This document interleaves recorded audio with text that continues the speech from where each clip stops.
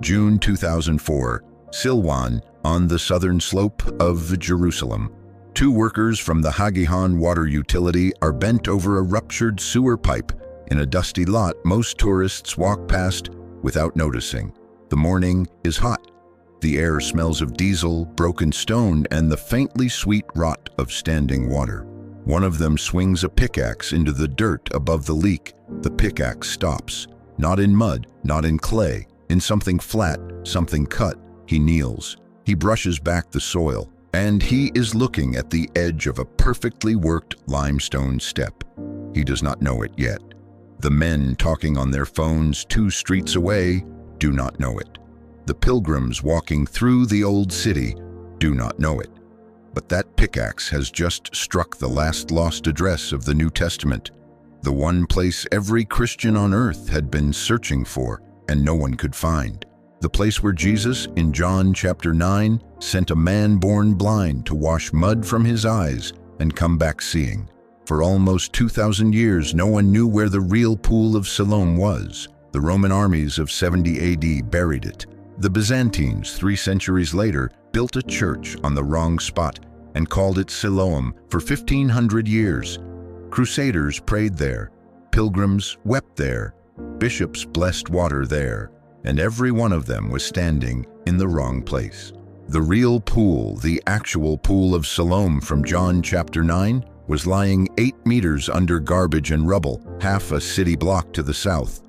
A burst sewer pipe is what found it.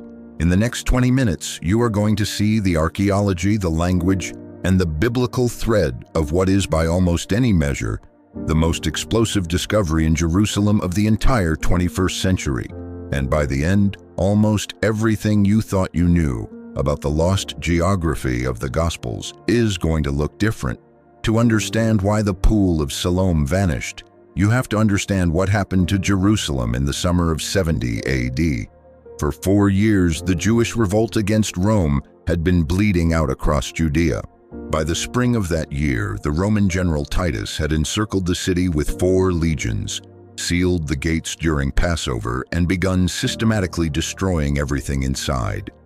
The historian Josephus, who watched it unfold from the Roman side, said that when the legions were done, a stranger walking through the ruins would not believe a city had ever stood there.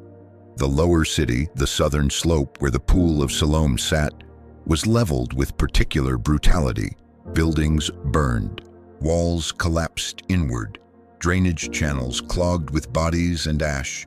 The pool itself, once the great pilgrim reservoir on the southern edge of the city of David, filled with debris and silt and disappeared from the surface of the earth.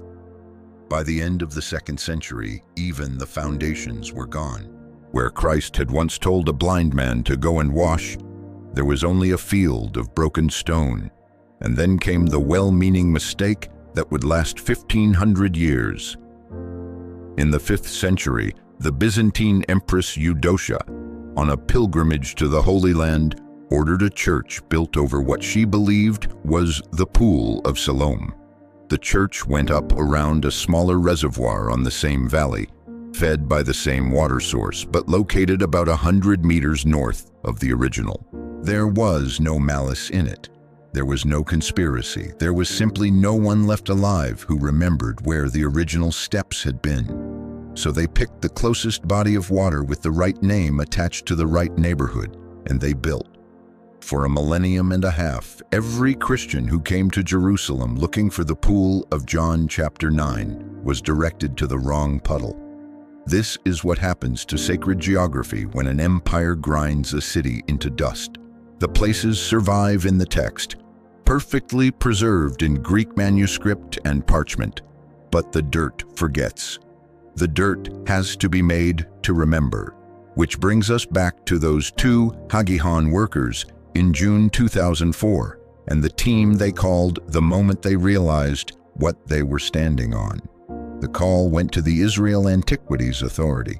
The Antiquities Authority sent 2 archaeologists who had been working in the city of David for years, Ronny Reich of the University of Haifa and Eli Shukron of the Israel Antiquities Authority itself.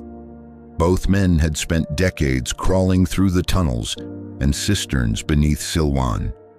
Reich had literally written textbooks on the water systems of ancient Jerusalem. Shukron had been excavating drainage channels under the pilgrimage road. They arrived expecting probably a Byzantine paving stone or a Crusader-era cistern. What they found stopped them. The step the pickaxe had hit was not Byzantine, it was not Crusader, it was Herodian. The same cut, the same finish, the same monumental scale as the stones Herod the Great had used to enlarge the Temple Mount a few hundred meters to the north. And it was not a single step.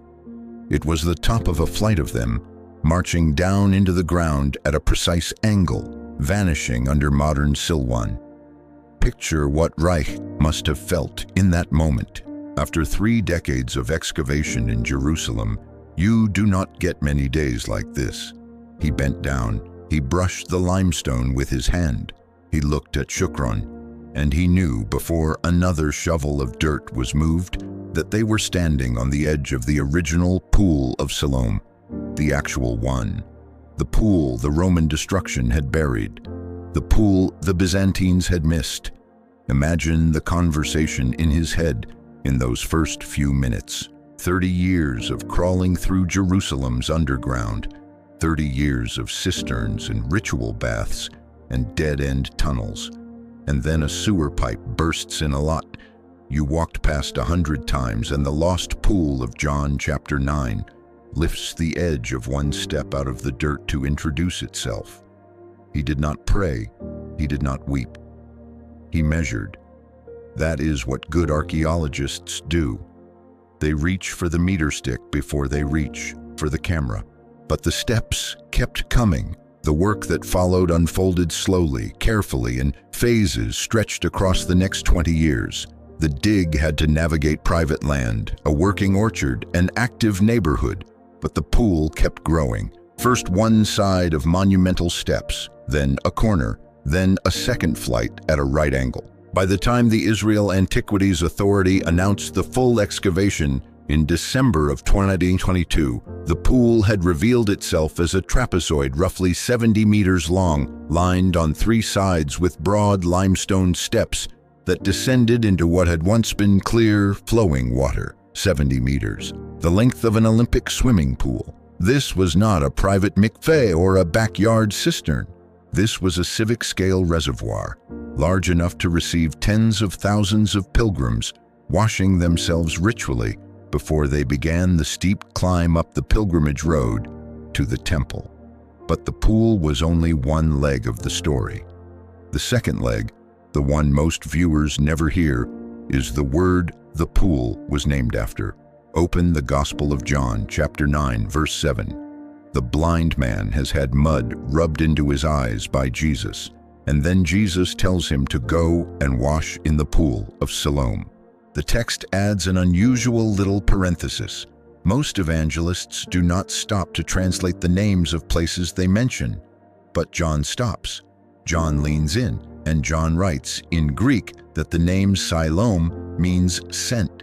Here is the part most people read past too quickly. The Greek word for the pool in John's Gospel is Siloam, but Siloam is a Greek attempt to render an older Hebrew name. The Hebrew is Shiloach, spelled shin, yod, lamed, vav, het, and Shiloach comes from the root shalach, which is a working, hard, active Hebrew verb meaning to send, to dispatch, to release with a purpose. A king sends an envoy with shalach. A father sends a son with shalach. God sends a prophet with shalach. It is not the word for a casual stroll. It is the word for a commissioning. So the pool is not named for stillness. It is named for movement. It is the sent pool because the water in it does not rise where you find it. The water is sent.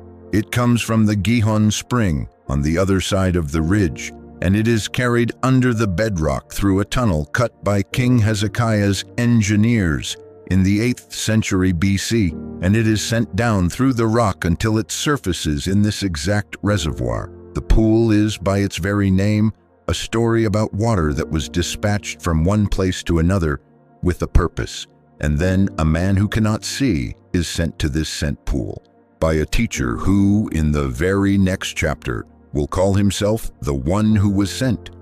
The Greek root John uses for Jesus being sent into the world all through his gospel is apostello, the same root we get the word apostle from.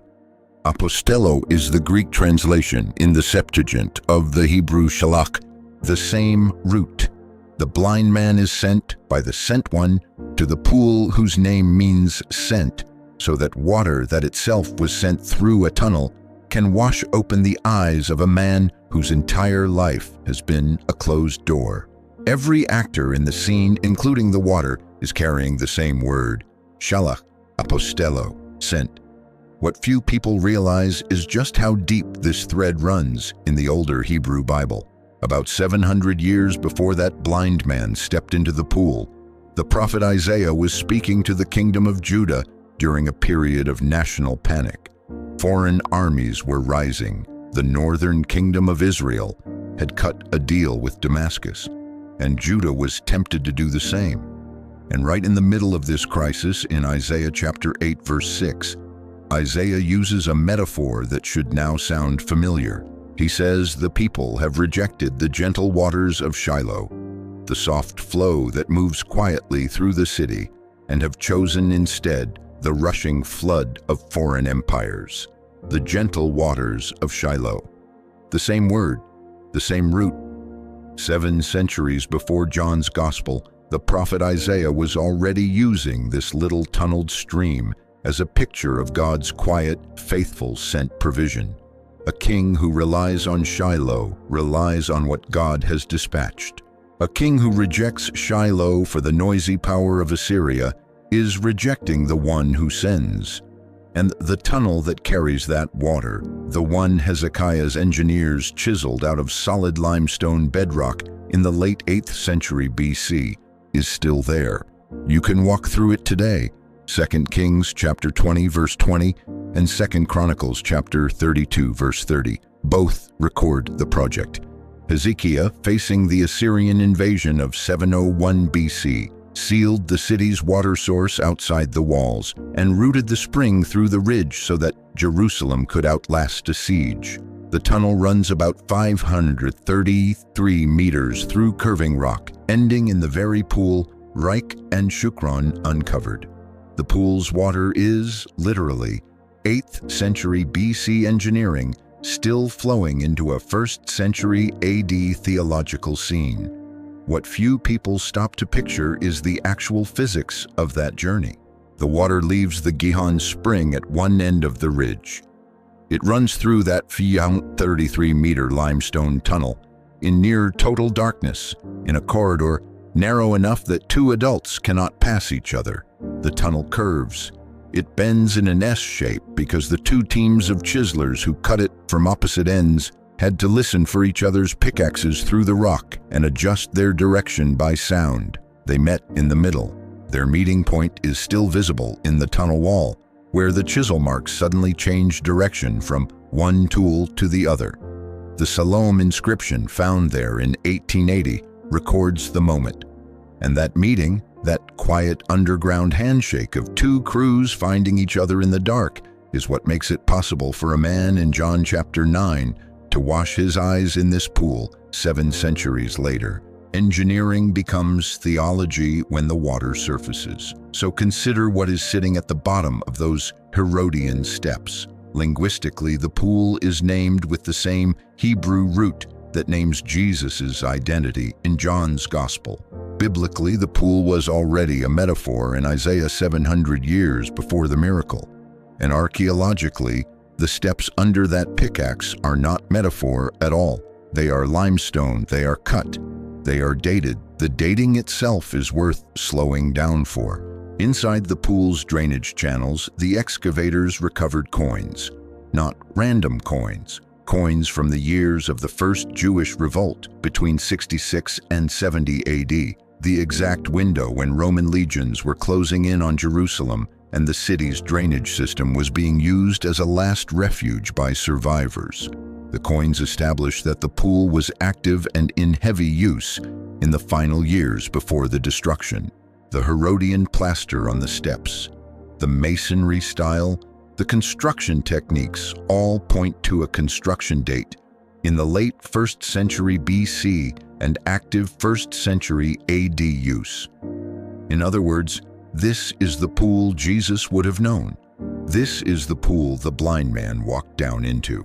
The stones now exposed in Silwan are the stones his feet touched.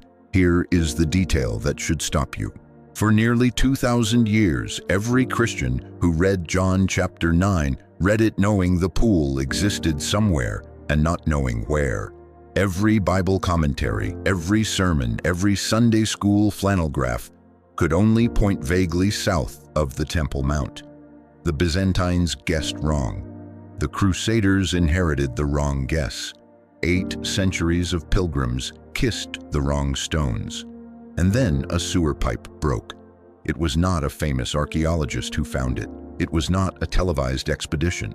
It was not a divinely guided search team with ground-penetrating radar. It was 2 municipal workers fixing infrastructure. The single most sought-after, most lost site of the Gospels was uncovered because the modern city of Jerusalem needed clean water and the pipe carrying it failed. And that is, in its own quiet way, very much in keeping with the word the pool is named after, sent. The discovery itself arrived the way Shiloach arrives, not announced, not loud, routed through unlikely channels, surfacing exactly where it needed to.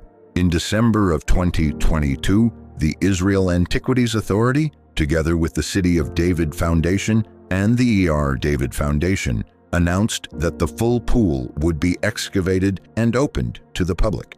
For the first time in 2,000 years, pilgrims would be able to walk down the original Herodian steps, the actual steps, the ones the blind man, his sandals slapping the wet limestone, descended that afternoon to wash mud from his eyes.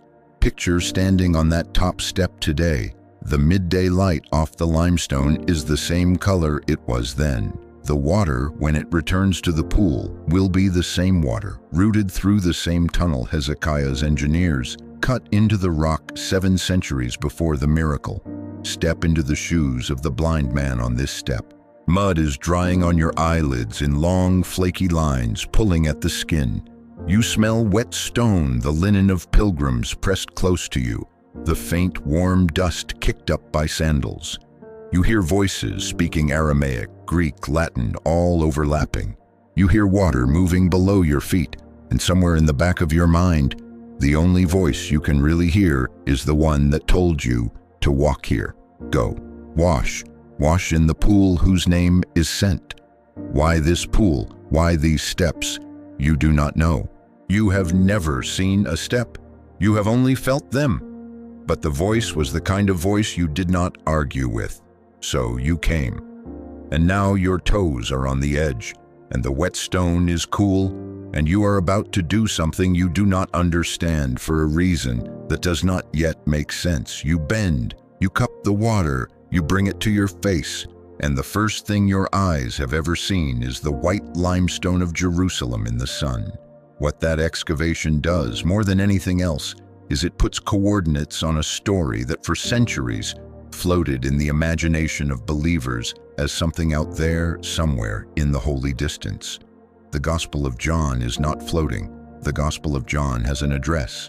The healing of the man born blind happened here, on these steps, in this pool, under this sky. And that matters because the people who first told this story did not invent a setting, they remembered one. John, writing his Gospel decades later, paused mid-narrative to translate a Hebrew word for his Greek-speaking readers because he wanted them to know that the pool's name meant something. He was not decorating a parable. He was describing a place we can now stand in. So before you go, I want to ask you one thing. Pick it up where the hook left off. 2 workers, a sewer pipe, a pickaxe striking cut stone. The Pool of Siloam returned to the surface not because someone went looking for it, but because someone needed water to flow and an old pipe gave way. The sent pool was sent back to us through a broken sewer line. There is a kind of holy comedy in that. So here is the question. If you were the blind man in John 9, sandals on the top step, mud drying on your eyes, what would you most want your first sight to be? The face of the one who sent you? The water itself? The other people on the steps? The light off the limestone? In the comments below, tell me what your first sight would be. I want to read every answer. If this changed how you read John chapter 9, share this video with someone who still thinks the gospel is geography-less. Subscribe to Bible Decoded so you do not miss what is coming next, because the next video opens a different lost place in Jerusalem that hides a name almost no one outside scholarship knows. And like this video, so the algorithm sends it where it is supposed to be sent. 2,000 years buried, one broken sewer pipe, one pickaxe, one step. The pool, whose name means sent, has finally been sent back.